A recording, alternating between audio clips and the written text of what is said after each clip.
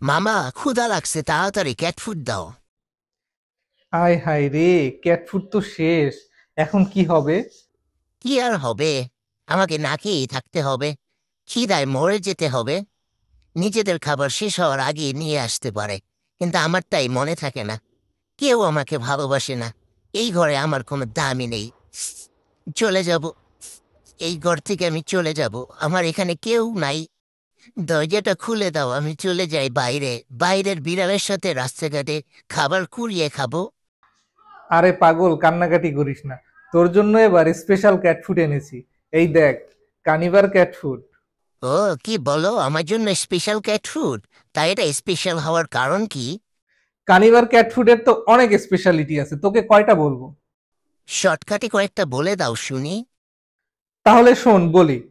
কানিবা তাদের ক্যাট ফুডে এক্সট্রা কোনো ফ্যাটি খাবার ব্যবহার করে না, যেটা খেয়ে বিড়াল অতিরিক্ত মোটা হয়ে যাবে। উরি বাবা, মোটা হয়ে গেলে তো আমি নড়তে চড়তে পারবো না। আচ্ছা, আর? কানিবা তাদের ক্যাট ফুডের ওজন বাড়ানোর জন্য বা পরিমাণে বৃদ্ধি করার জন্য এক্সট্রা কোনো কর্ন ব্যবহার করে না, এবং কোনো সয়াবিন তেল ব্যবহার হয় না, কারণ এগুলো বিড়ালের জন্য খুবই ক্ষতিকর। আচ্ছা, আর? আর কানিভা তাদের ক্যাট ফুডের জন্য কোনো আর্টিফিশিয়াল কালার ব্যবহার করে না। তাদের ক্যাট ফুডের কালার গুলো পুরোই ন্যাচারাল। আচ্ছা, আর? আর কানিভা পৃথিবীর বিভিন্ন স্থানের special chicken, special tuna, salmon এগুলো মিক্স করে ক্যাট ফুড বানায়। আচ্ছা, অনেক বক বক করলা। বাকিটা পরে শুনবো, এখন দাও, খেয়ে দেখি কেমন লাগে।